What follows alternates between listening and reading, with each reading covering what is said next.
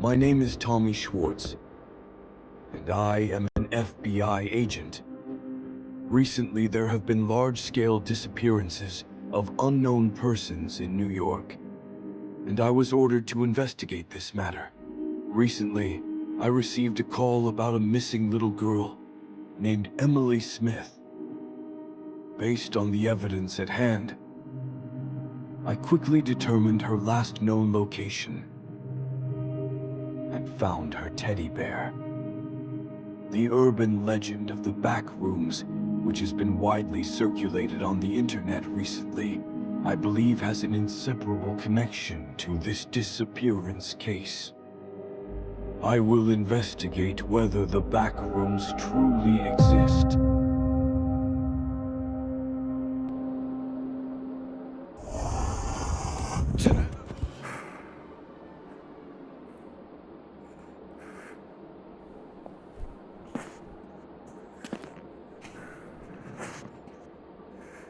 Oh, where am I? I seem to have fallen into the back rooms.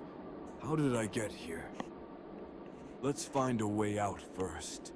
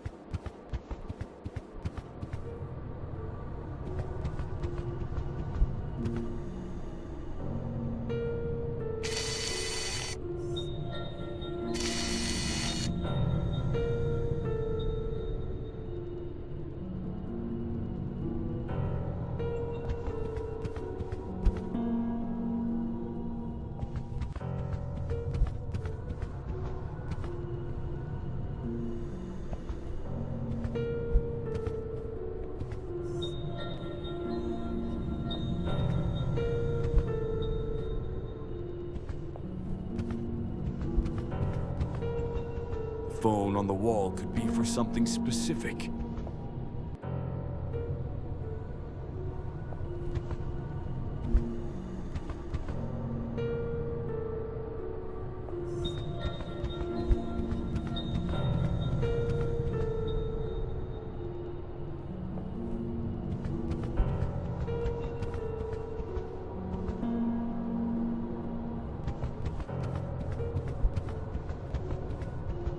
I need a key.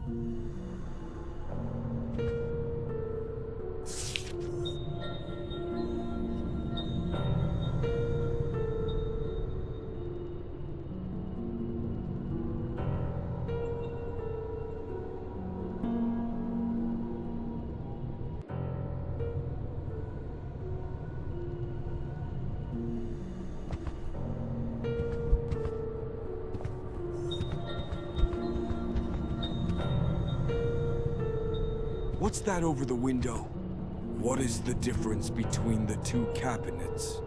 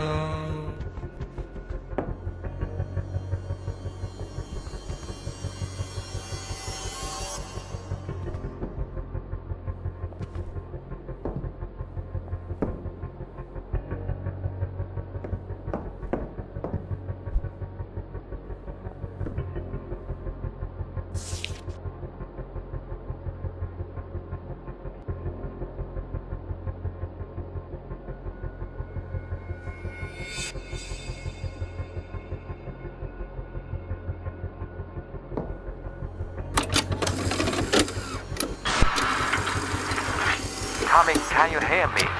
Yes, yes. This is Tommy speaking. Great. Have you arrived at the location? Give me 2 seconds. The target is a white man around 28 years old. We suspect he returned. Reality from the back room. Come out of the back room again. From where? He came from Bloodbush Avenue Space Ridge. We suspect he is carrying weapons, so we allow you to use weapons. Copy that.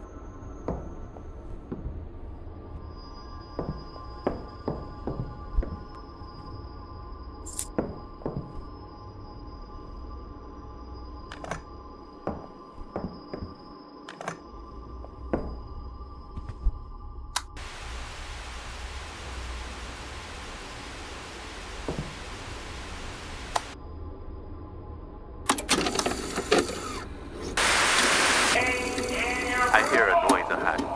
It could be the target suspect. Roger that. Be careful, officer. Roger that. I will. If you want to catch a bullet, step out. Drop the gun now! Drop the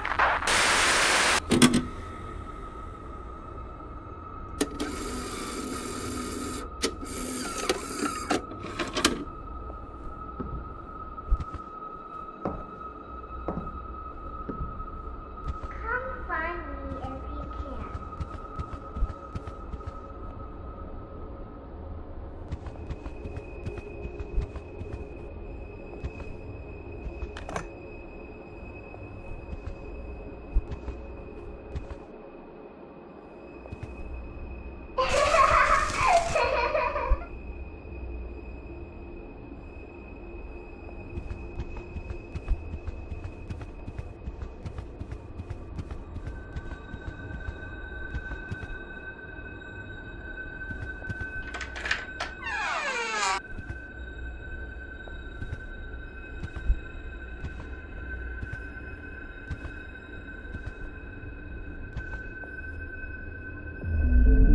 The space in the area ahead is highly unstable, so must be careful. Every time you re-enter the game, the maze scene here will be randomly generated with a total of 10 variations. Good luck, officer.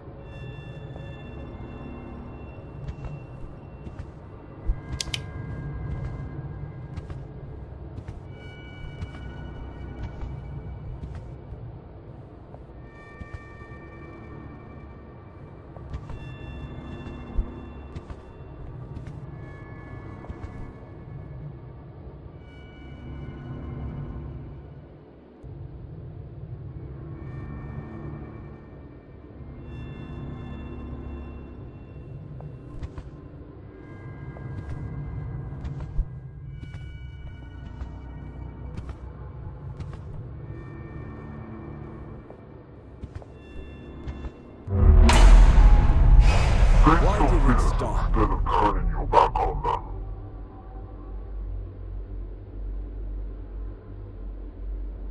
It's alive!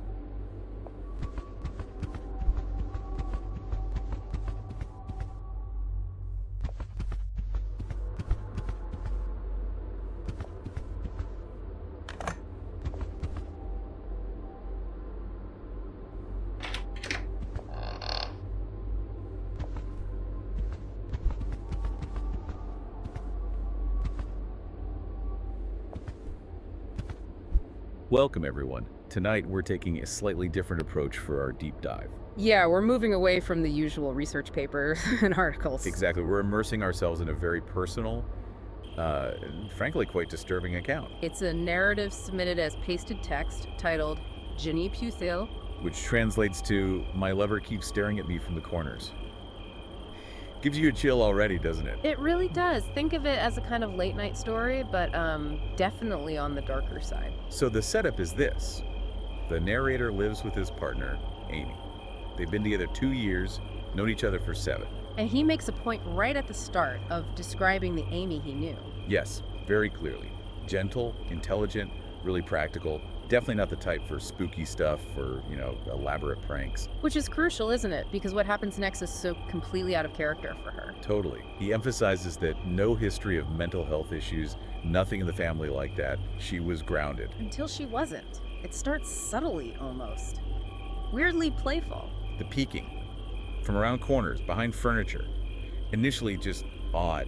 And that first specific incident he mentions, the coffee spill. Right, in the kitchen. Yeah. He's cleaning up, looks over and sees her peeking from the hallway. Just her eyes and hair, he says. Yeah.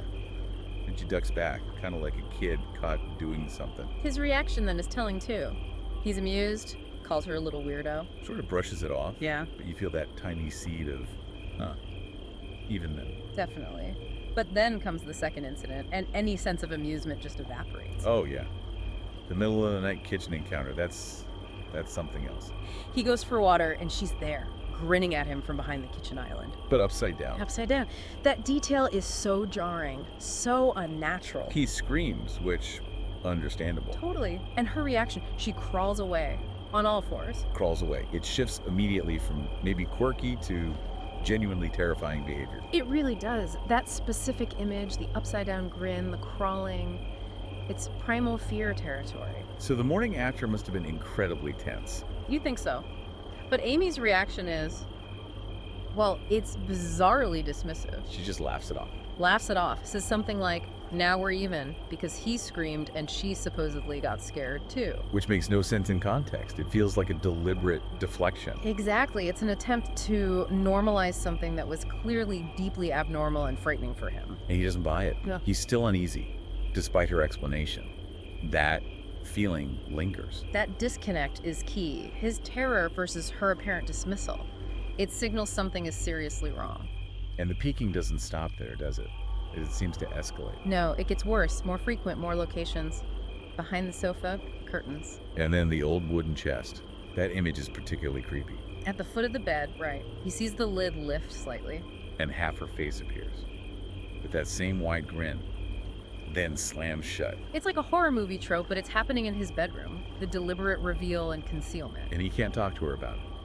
That's a recurring theme, his inability to break through. Which isolates him completely. He's trapped in this unfolding nightmare with no way to understand it. Then suddenly there's a break. 2 weeks, nothing happens. He must have felt such relief. Thinking, okay, maybe it's over, whatever that was. He even jokes about it, right? About her spy games. Yeah, trying to lighten the mood, maybe test the waters. But her response just throws gasoline on the fire. Maybe I'm just getting better at it. Chilling. It changes everything. Suddenly it's not random weirdness anymore, which is maybe the most outright terrifying one yet. The shower. Shower. He's in there, curtain closed, and suddenly... Her head appears. Right there behind the curtain. Not just peeking. A full-on appearance. Wide grin, bloodshot eyes. And black makeup streaks down her face. It's a grotesque image. Like something out of a horror film. Deliberately constructed, almost. And she's silent, just stares, then withdraws. The door slams. Leaving him trapped in the bathroom. Terrified. For an hour, he says. Just stuck in there. Going through this mix of, like, fear and anger, confusion. He shouts at her eventually, tells her to stop it. And the only response is this faint moan. Then silence. That silence must have been agonizing. What is she doing out there? The dread of the unknown. It's palpable. So he finally cracks the door open, just a little, to peek out. And immediately regrets it. Because she's there. In the bedroom closet, the door is slightly ajar. And her face is right there, staring back at him, grinning. He describes her trembling. Not with fear, but with pure delight. And making a low, guttural moaning sound. It's described as almost animalistic. That lack of empathy, this sheer disconnect from his terror, it's profound. That's the breaking point for him, isn't it? Absolutely. Fight or flight kicks in hard. He just bolts. Doesn't grab his shoes, still in his pajamas. Just runs out of the house. Hears her laughter, sharp laughter, he says, but she doesn't follow. He drives straight to his brother Mark's place, an hour away, ignoring her calls, her texts. He needs distance, safety. His priority shifts entirely to survival at this point. And arriving at Mark and Sarah's, they're obviously surprised. He kind of downplays it at first, doesn't he? Says they had a fight. Yeah, maybe shock, maybe embarrassment, maybe just not knowing how to explain that. But the trauma is clear. He can't sleep, has nightmares, her face haunting him. Which makes the next morning even more horrific. Waking up at his brother's house. And seeing Amy's face, pressed against the guest room window. Grinning, with saliva dripping down the glass. It's surreal, like the nightmare followed him. He shouts, panics, but she just stays there, her expression apparently becoming even more gleeful. Mark and Sarah come running, but she's gone. And crucially, there are no footprints outside. It rained, there should be prints. Which just adds this layer of inexplicability. It makes it harder for Mark and Sarah to believe. They assume he had a nightmare, understandably perhaps. It defies logic. But he knows it was real. His anxiety skyrockets. He's not safe, even there. He decides he has to confront her eventually, right? Tries to mentally prepare. And notices her texts have changed. Now they're like concerned, asking if he's okay. With zero mention of the window incident, the crawling, the closet. any of it. It's like she exists in two separate realities. That split is deeply unnerving. Is it denial? Dissociation? Something else? Then Sarah throws another wrench in the works. Casually mentions Amy stopped by that morning. Just pop by, ask if the narrator was awake. Yeah, didn't come in, just asked and left. But Sarah adds something. That Amy looked terrible, like she hadn't slept in days. So on one hand, there's this terrifying, grinning presence, and on the other, someone who looks physically unwell. It complicates the picture, but doesn't lessen the narrator's fear. If anything, it might increase it. This isn't just a prank. He starts thinking about getting her help, psychiatric help. But how? What proof does he have, really? Especially if Amy denies everything or acts normal. He feels completely lost, Yeah. scared, but also maybe still feeling some responsibility. It's a terrible position to be in. So he takes a desperate step. He calls Amy's mother, Eleanor. Hoping for what? Insight, help, confirmation. But the response he gets is cold. Very cold. She basically dismisses his concerns, right? Almost annoyed. Yeah.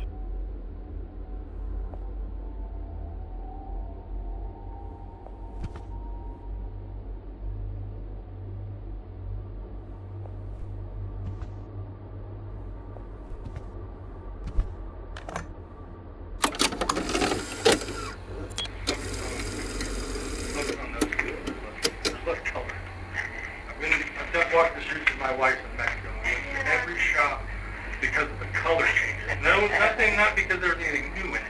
Just the color. Now, can I ask a question? Is this the same house? We'll get to that. What in this photo, sir? What? That looks very similar. What's I mean, similar? this is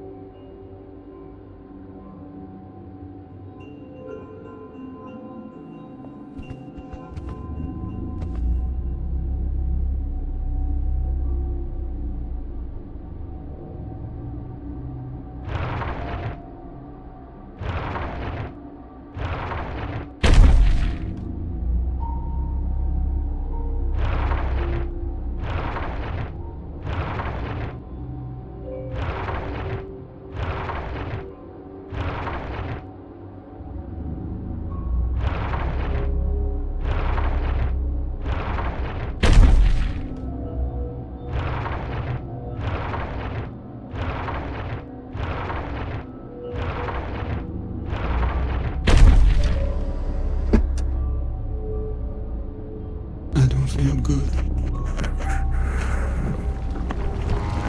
Look at that.